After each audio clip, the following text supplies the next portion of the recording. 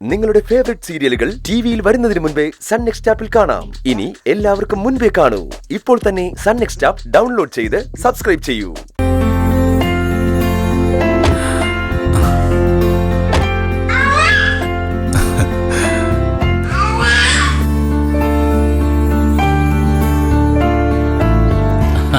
മക്കളെ, യാത്രയൊക്കെ എങ്ങനെ ഉണ്ടായിരുന്നു? വിച്ചൂട്ടാ മോനെ, നല്ല യാത്രയായിരുന്നു അച്ഛാ, അല്ലേ? അതെ, ആദ്യ യാത്ര എല്ലാവർക്കും നല്ലൊരു അനുഭവമായിരിക്കും. വിച്ചുമോനെ, നീ എന്ത് പറയുന്നടാ? അച്ഛന്റെ അമ്മയുടെ കൂടെ ടാറ്റ പോയി കഴിഞ്ഞപ്പോ സന്തോഷായല്ലേ നിനക്ക്? അവൻ ഹാപ്പിയല്ലേ? വാ മക്കളെ, ഇരിക്ക. അന്ന് നീ ഇരിക്കേ. യാത്ര ഇത് ക്ഷണിച്ചല്ലേ? വേണ്ടച്ചാ, വിച്ചുമോന് ഞാൻ കുറച്ച് പാല് കൊടുക്കട്ടെ. അച്ഛന് ചായയോ മറ്റോ വേണം? ആ, നിങ്ങൾ ചായ കുടിക്കുന്നുണ്ടെങ്കിൽ ഒരെണ്ണം എനിക്കും ആവാം.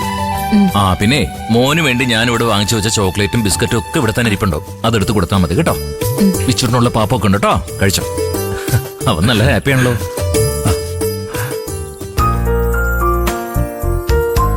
ആ വണ്ടി യാത്രയ്ക്ക് വേണ്ടി എടുത്താണോ ഇന്ദിര? ആ അതെ അച്ഛാ, എന്റെ ഒരു ഫ്രണ്ടിന്റെ കാറാ. ചെറിയൊരു റെന്റ് കൊടുക്കണം. നിങ്ങൾ എന്ത് തീരുമാനിച്ചു? തീരുമാനമൊന്നും ആയില്ലെങ്കിൽ പറയണ്ട. ഈ യാത്രയിൽ നിങ്ങൾക്ക് പരസ്പരം മനസ്സിലാക്കാൻ കഴിഞ്ഞിട്ടുണ്ടെന്ന് രണ്ടാളുടെയും മുഖം കണ്ടാൽ തന്നെ അറിയാം. അത് മതി. തീരുമാനം എടുക്കാൻ കോടതി അടുത്ത സിറ്റിങ്ങിന് വിളിക്കുന്നത് വരെ സമയമുണ്ടല്ലോ. ഞങ്ങളൊരു തീരുമാനത്തിൽ എത്തിയിട്ടുണ്ട് അച്ഛാ. കോടതിയുടെ അടുത്ത സിറ്റിങ്ങിൽ പങ്കെടുത്ത് ഡിവോഴ്സ് കേസ് പിൻവലിക്കും. അതിനുശേഷം ഞങ്ങൾ വീണ്ടും ഒരുമിച്ച് ജീവിക്കും. ഇത് നിങ്ങൾ ഒരുമിച്ചെടുത്ത തീരുമാനമാണോ അനു? ആ, അങ്ങനെ ഒരു ധാരണയിലെത്തി. അച്ഛൻ സമ്മതിച്ചാൽ മാത്രമേ ഞങ്ങളത് നടപ്പിലാക്കൂ. അതെ, അച്ഛനത് സമ്മതമല്ല.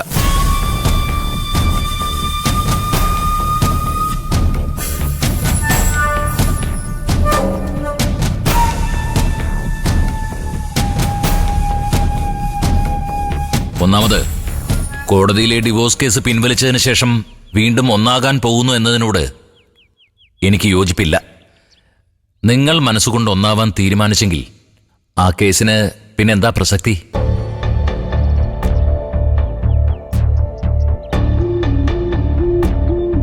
കാത്തിരിപ്പ് നിങ്ങൾ രണ്ടുപേരെയും കൂടുതൽ അകറ്റേയുള്ളൂ. ഇന്ദ്രന്റെ അമ്മ നിങ്ങൾ തിരിച്ചെത്താൻ വേണ്ടി കാത്തിരിക്കുക. ഡിവോഴ്സ് കേസ് പിൻവലിക്കുന്നത് വരെയെന്ന് പറഞ്ഞത് വേറെ ചില തയ്യാറെടുപ്പുകൾക്ക് കൂടി വേണ്ടിയാണ് അച്ഛാ. വേറെന്ത് തയ്യാറെടുപ്പ്? അനുവിനെയും മോനം കൊണ്ട് എന്റെ വീട്ടിലേക്ക് തിരിച്ചു പോകാൻ എനിക്ക് ഒട്ടും താല്പര്യമില്ല. അച്ഛാ, നമ്മുടെ വീട്ടിലും ഇനി താമസിക്കണ്ടെന്നാ എനിക്ക് തോന്നുന്നേ. ഇന്ദ്രേട്ടന്റെ അമ്മ അവിടെയും കയറി വന്ന് പ്രശ്നങ്ങൾ ഉണ്ടാക്കും.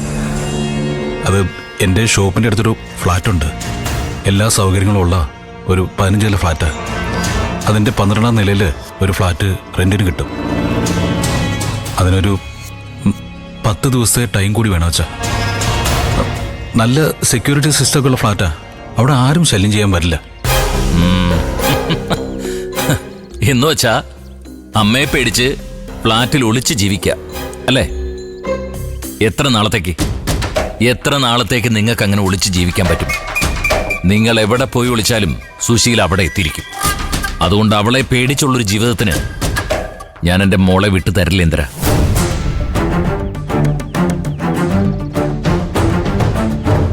ഇന്ദ്രൻ അനുപമയെ സ്വന്തമായി വേണമെന്നുണ്ടെങ്കിൽ ഇവളെ നീ നാളെ തന്നെ നിന്റെ വീടിനടുത്തുള്ള അമ്പലത്തിൽ വെച്ച് വീണ്ടും ഒരിക്കൽ കൂടി താലി കെട്ടി കല്യാണം കഴിക്കണം.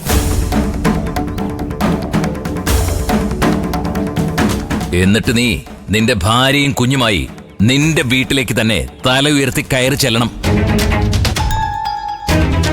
എന്നിട്ട് നിങ്ങൾ രണ്ടുപേരും അവിടെ തന്നെ ജീവിക്കണം. എങ്കിലേ എന്റെ സമ്മതത്തോടെ നിങ്ങൾക്ക് വീണ്ടും ഒരുമിക്കാൻ പറ്റൂ.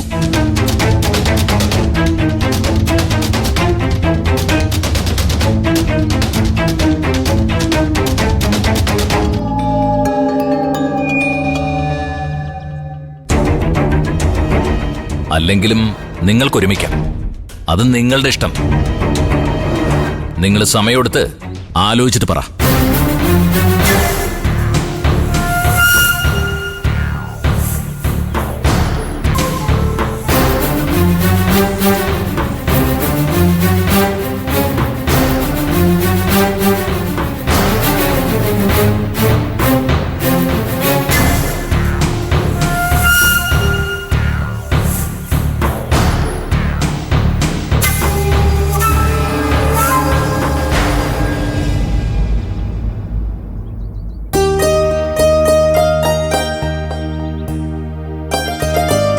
ഇന്ദ്രന്റെ അനുവിന്റെയും പേരില് ഗണപതി അമ്പലത്തിൽ പോയി നടത്തിയ ഗണപതി ഹോമത്തിന്റെ പ്രസാദമാ.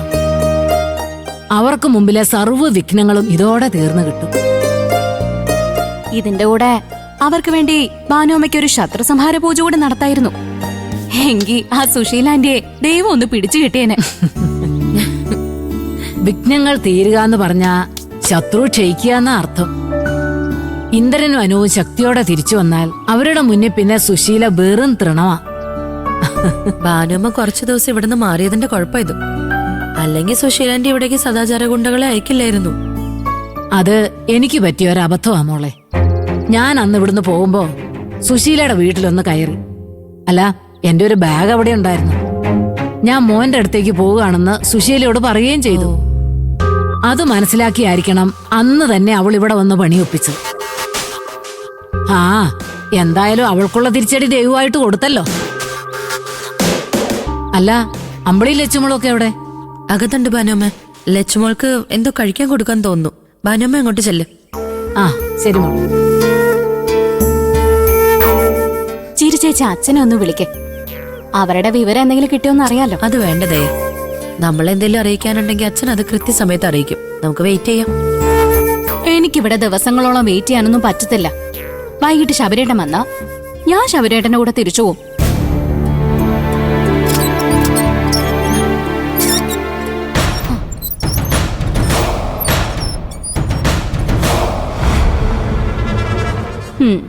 വരുന്നുണ്ട് ഭദ്രകാളി. ഇവർക്ക് എന്തെങ്കിലും വിവരം കിട്ടിക്കാണും. അത് അവരുടെ ഈ ഉറഞ്ഞതുള്ളിയ വരവ് കണ്ടാൽ തന്നെ അറിയാം. എടി, നിന്റെ അച്ഛനെ വിളിക്കടി. എന്റെ മോനെ വശീകരിച്ചെടുത്തിട്ട് അയാളെന്താ അകത്ത് അടയിരിക്കാണോ? ഏർക്കെ വിടടി ഇങ്ങോട്ട്. ദേ, എടി പോടി എങ്ങനെ വിളിച്ചാലുണ്ടല്ലോ എന്റെ വിധം മാറും. ആ പിന്നെ നീ വിധം മാറ്റിയ സുശീൽ അങ്ങ് പേടിച്ചോടും. എടി, എന്റെ ഇളയ മോന്റെ പ്രായം പോലും ഇല്ലല്ലോടി നിനക്ക്. ആ നിന്നെ ഞാൻ എടി നല്ലത് ആന്റിന്ന് വിളിക്കണോ? അച്ഛനും മക്കളും കൊള്ളാം. ദേ, മാഷിനെ ഇങ്ങോട്ട് വിളിക്കുന്ന അതോ ഞാൻ അങ്ങോട്ട് കേറി വരണോ? എന്റെ പൊന്ന എന്റെ അച്ഛൻ ഇവിടെ ഇല്ല, പഞ്ചരത്നത്തിലേക്ക് പോയിരിക്കുക. ഓഹോ, അപ്പൊ അവിടെയാണോടി എന്റെ മോനെ ഒളിപ്പിച്ചിരിക്കുന്നേ? നിങ്ങളുടെ മോനെന്താ കുന്നിക്കുരു ഒളിപ്പിച്ചു വെക്കാൻ? ഞങ്ങളുടെ ചേച്ചിനും കുഞ്ഞിനെ നിങ്ങളുടെ മോനെ തട്ടിക്കൊണ്ടുപോയിന്ന് ഞങ്ങള് പറഞ്ഞാലോ? ആ പിന്നെ തട്ടിക്കൊണ്ടുപോകാൻ പറ്റിയൊരു മുതല് ആർക്ക് വേണോടി നിന്റെ ചേച്ചീനെ? ഞാൻ എന്റെ മകന് വേണ്ടി പൊന്നു പോലൊരു പെണ്ണിനെ കണ്ടുവച്ചിരിക്കായിരുന്നു. എടി, നിന്റെയൊക്കെ അച്ഛനോട് വരെ ഞാൻ ആ കാര്യം പറഞ്ഞതാ. അതിനുശേഷം അയാൾ ഈ പണി ഒപ്പിച്ചിരിക്കുന്നത്. ഇല്ലടി, അയാള് എങ്ങും പോയിട്ടില്ല. നിങ്ങളൊക്കെ ഇവിടെ ഉള്ള സ്ഥിതിക്ക് അയാൾ ഇവിടെ തന്നെ കാണണം. ആനന്ദ മാഷെ കാണാൻ പറ്റുമെന്ന് ഞാനൊന്ന് നോക്കട്ടെ. മാറി നിൽക്കടി. ആന്റി,